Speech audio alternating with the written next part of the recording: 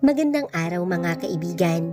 Isang kwentong muli ang aking ibabahagi sa inyo na tiyak nakapupulutan niyo ng aral. Pero kung bago ka pa lamang sa aking channel, ay pakilike po ng ating video. Paklik ng subscribe button, gayon din ang bell icon para lagi po kayong updated sa mga paparating pa na upload. Nandiyan ang asawa mo. Imporma ni Mami sa akin nang pumasok ito sa kitchen. Abala kami ni Trina sa pagbibake kaya hindi ko napansin ang oras. Really? Agad na naghugas ako ng kamay, saktong bunga din Daniel nang ngiti-ngiti pa. Hi wife! Simpatikong ani nito sabay abot ng bulaklak. Oh thank you! Sabay tanggap ng bulaklak na hindi nito nakakalimutan sa tuwing pagkagaling nito sa trabaho. Nang magawi kay Mami ang tingin ko ay wari itong naluluha, malawak ang ngiti sa mukha at masayang masaya. Humalik si Daniel sa noo ko at saka ako inakbayan.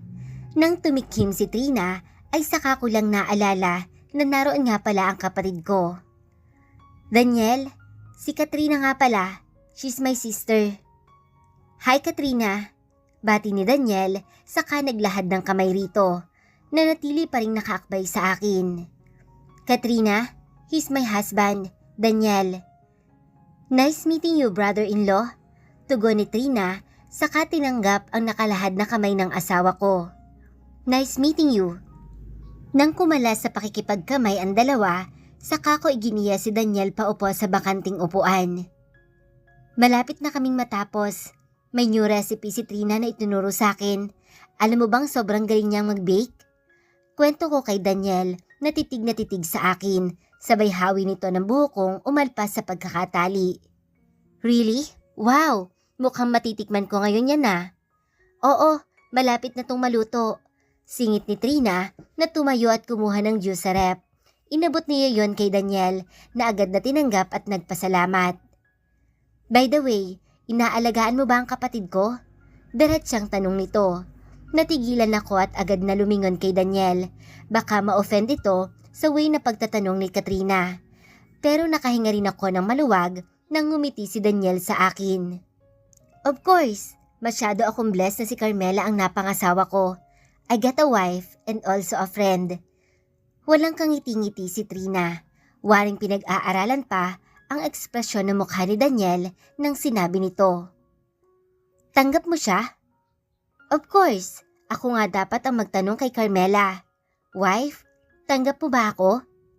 Si Mami ay impit na napapahagikik, kinikilig ang Mami ko sa kasalukuyang tagpo sa kusina.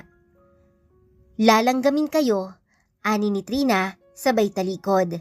Chinek nito ang cookies. Saglit lang din kami nagstay dahil nga nangako si Daniel na magde-date kami ay nagplastic na lang ako ng inihanda naming cookies. Okay na kayo ni Katrina? Tanong na lalaking tutok na tutok sa pagmamaneho. Oo, I'm so happy kasi alam mo naman, palagi kong nababanggit sa'yo na miss ko na ang sister ko. Kanina nagkausap na kami. Mag-i-stay na siya? Habang nag-a-apply siya ng work, sa bahay raw muna siya. Pwede siya sa company ninyo? Nasabi ko nga sa kanya pero mukhang susubok muna siya sa ibang company. Okay lang naman yun. Gusto ko magawa ni Trina yung mga hindi ko kayang gawin. I'm so proud of her. Such a supportive sister. Of course, siya lang ang kapatid ko. Ipakilala natin siya kay Emily. I think na magkakasundo silang dalawa. Gusto ko agad tutulan. Hindi maganda ang treatment ni Emily sa akin. What if, ganun din ang maging trato nito sa younger sister ko? Palaban pa naman si Trina. At hindi pinapalagpas ang mga ganoong bagay. Tiyak na hindi ito magsasawalang kibo kapag nangyari iyon. Okay, naging tipid na sagot ko rito. Siguro naman ay hindi. After all, hindi naman si Trina ang napangasawa ng kapatid ni Emily. Sana lang, sa akin lang yung ganoong treatment, hindi kay Katrina. Date raw, kasalukuyan kami ngayon narito sa isang restaurant na ang pangalan ay Foodside. Mukhang pampamilya ang restaurant dahil sa setup nito. Medyo nag-alangan pa akong pumasok na makitang maraming tao. Pero hinawakan ng asawa ko ang kamay ko at bahagyang pinisil.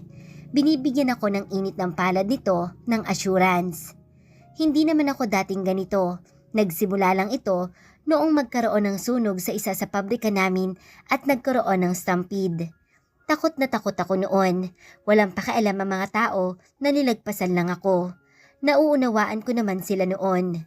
Nahiwalay ako sa magulang ko, palibhasa'y naglalaro ako ng mga oras na iyon. Sa sobrang gulo ng paligid ko, ay umiyak na lang ako nang umiyak sa isang sulok. Carmela, are you okay? Pukaw ni Daniel. Natulala pala ako at kanina pa akong tinatawagan. Nang ma-realize ko ang nangyari, ay pilit akong ngumiti rito. Oo naman, tara. Humalik muna ito sa pisngi ko, saka ako iginiya papasok.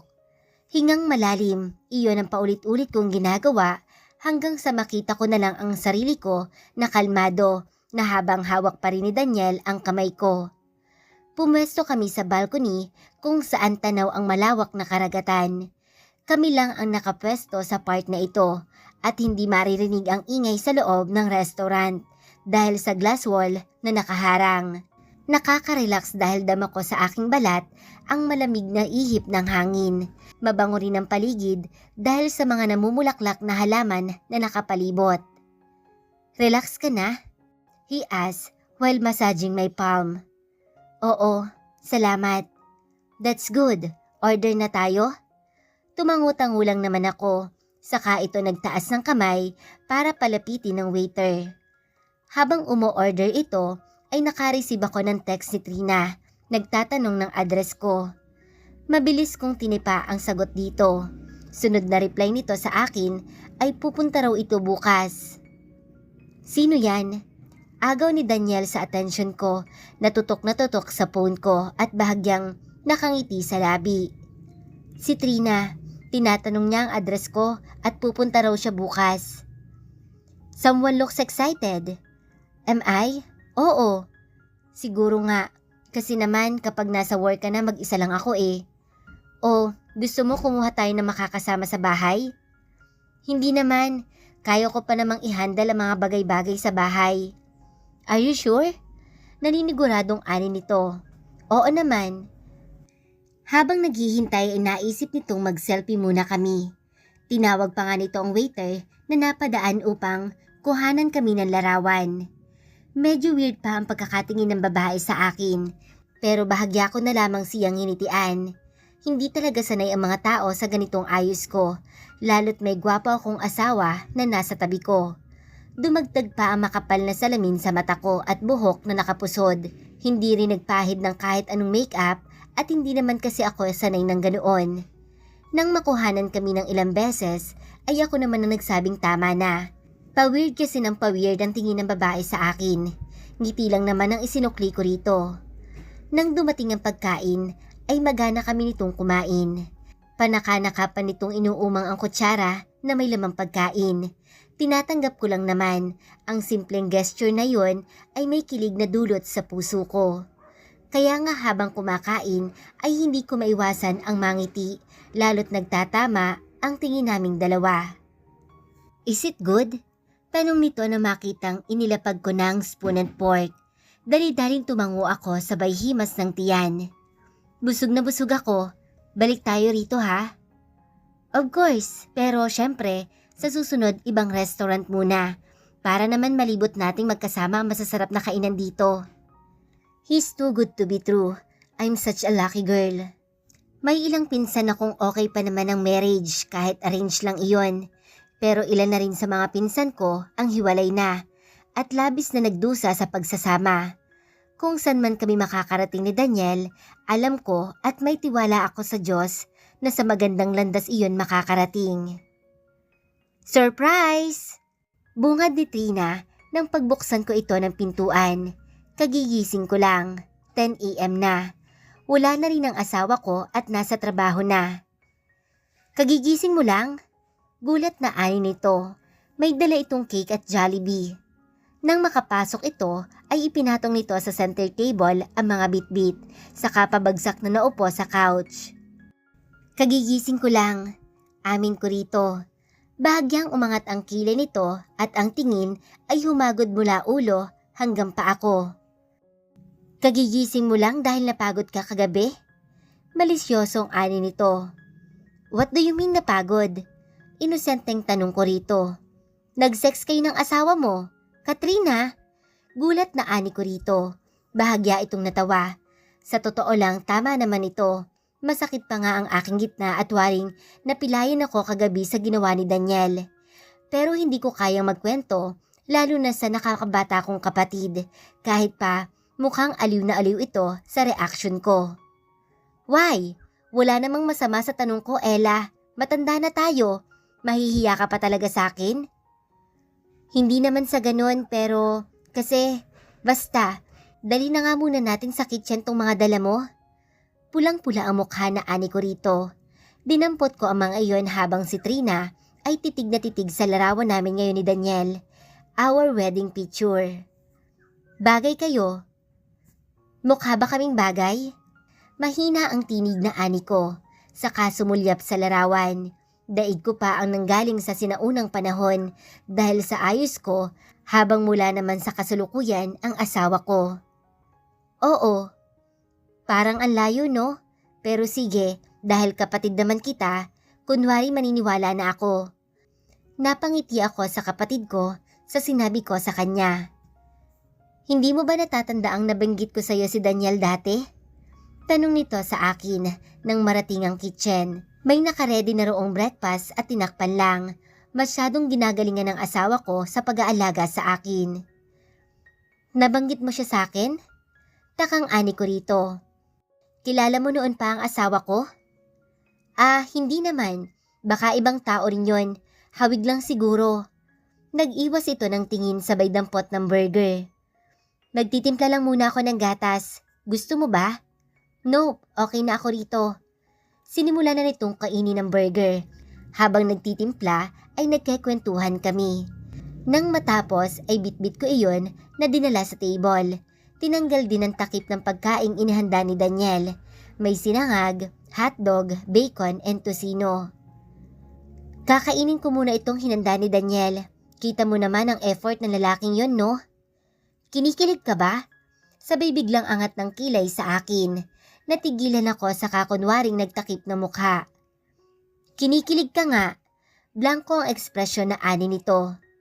Bakit parang galit ka? Napabaling na ani ko rito. Char! Biglang tawa nito.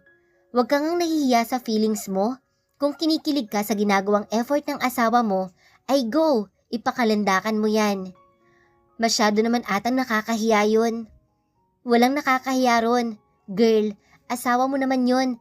Dapat ipamukha mo rin sa ibang babae na ikaw ang asawa niya. Huwag mong palalapitan ng mga hitad sa kanya.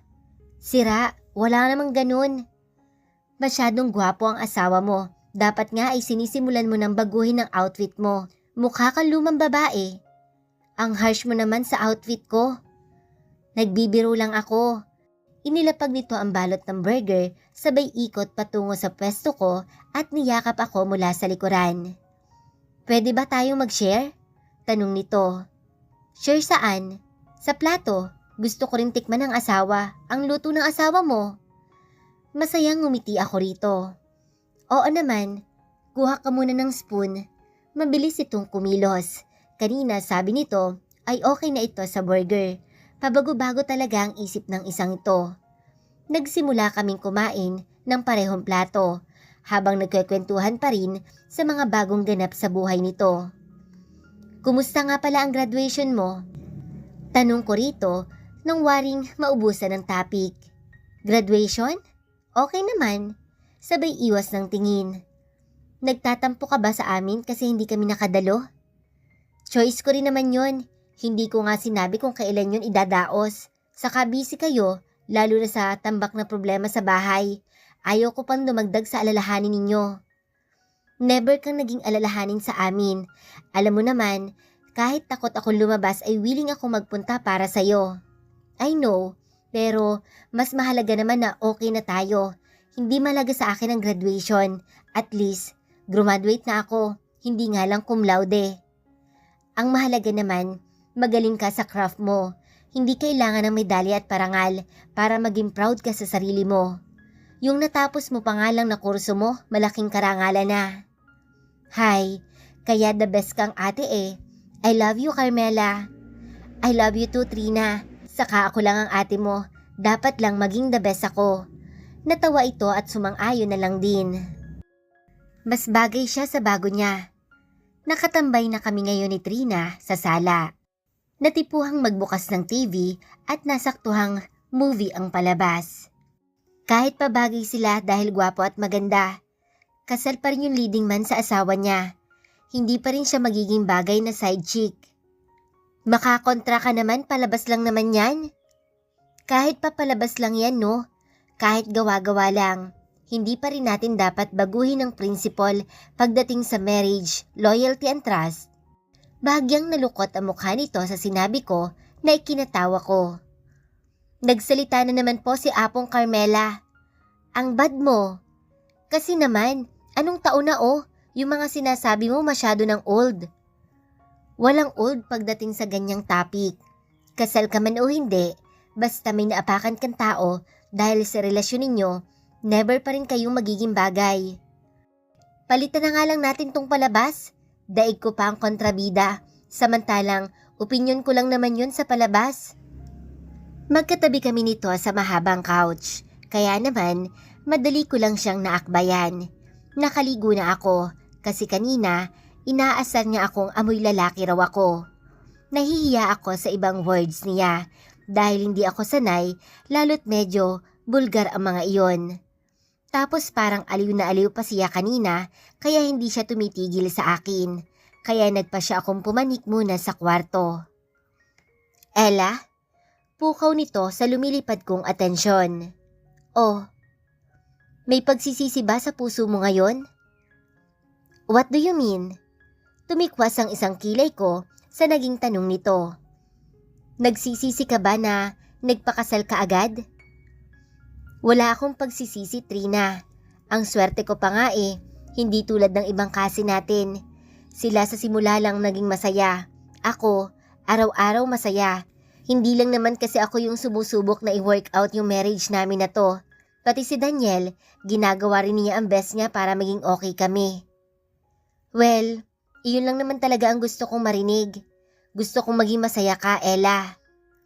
Ako rin, gusto ko happy ka, Trina. Kung may ipakikilala ka man na lalaki sa akin, ay kikilatisin ko muna. Kapag nakita kong kaya kanyang alagaan, ay saka lang ako papayag. Wait, parang bumaliktad ang posisyon natin Parang ako na bigla yung nangangailangan ng tulong. Ako yung single at walang kaminggel. Sira, gusto mo bang ipakilala kita sa mga kaibigan ni Daniel? Single si Ian, not sure si Douglas.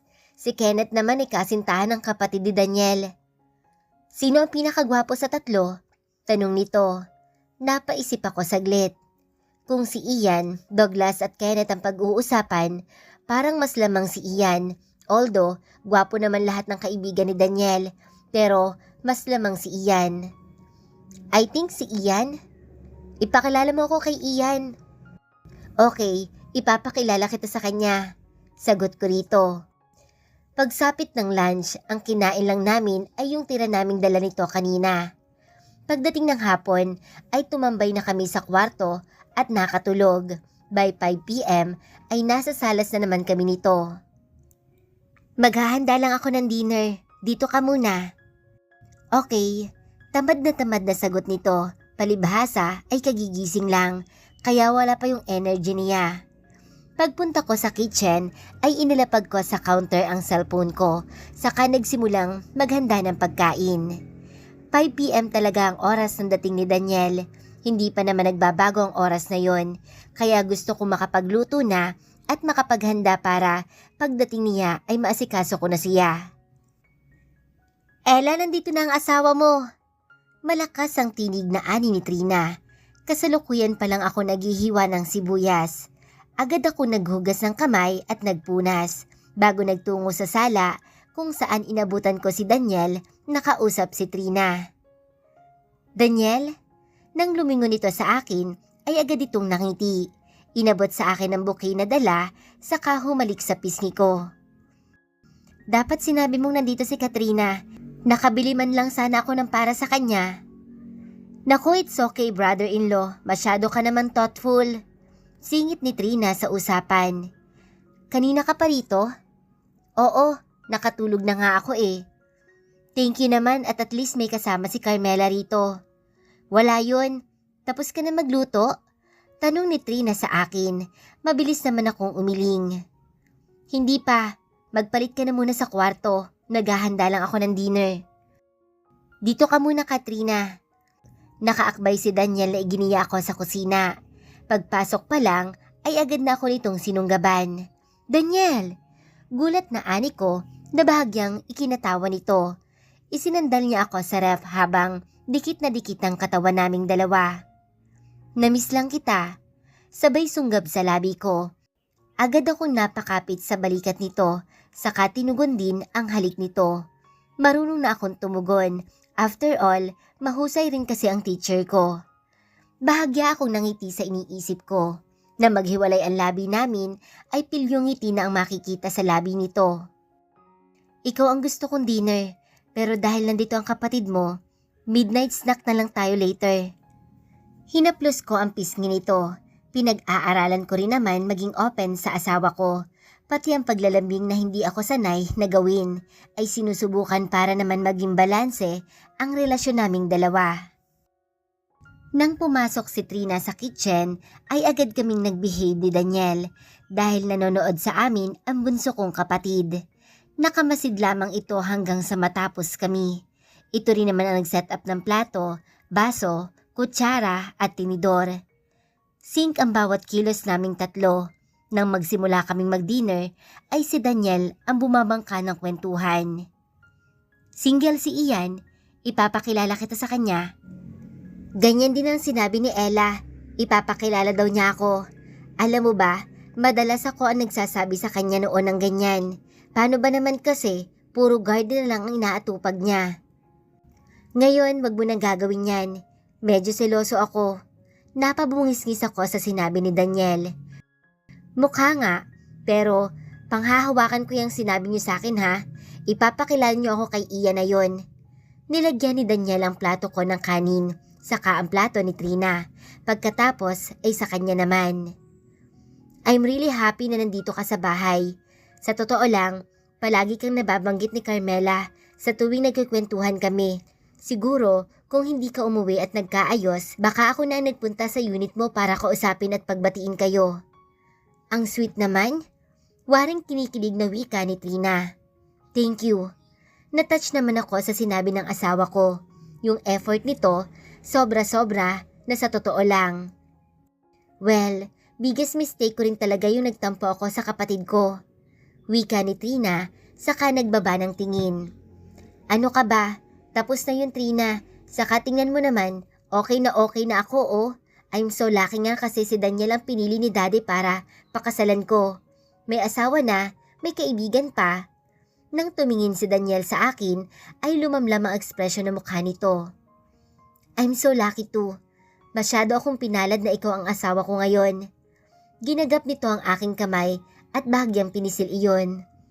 Oh my gosh, lalanggamin na naman kayo sa sobrang sweetness niyo mag-asawa. Uwi na ba ako? Panggulo lang ako eh. Sira, nahihiyang ani ko kay Trina. Masyado bang obvious na gustong gusto ko ang atensyon na binibigay ng asawa ko? Palibhasa kasi, ngayon ko lang nakuha yung ganitong atensyon sa isang lalaki. Wala rin naman nagkakagusto sa akin noon dahil sa ibang klase ng trip ko pagdating sa kasuotan. Hindi nila type yung style ko. May ilang relatives pa nga ako na nagsasuggest na baguhin ko na raw iyon. Pero suportado naman ako ni Mami at ni Daddy. Ganon din si Trina na kahit madalas nilalait ang outfit ko ay alam kong tanggap pa rin niya ako. Nag-commute ka lang ba dito? Tanong ni Daniel sa kapatid ko. Oo, pwede niyo akong ihatid pa uwi? Pa-cute na uwi ka pa nito. Oo naman, okay lang naman yun, di ba? Ani ko kay Daniel. Oo naman, mabilis na sagot ni Daniel, saka kami nagpatuloy sa pagkain. Pansin ko ang panakanakang pagsulyap ni Trina sa asawa ko.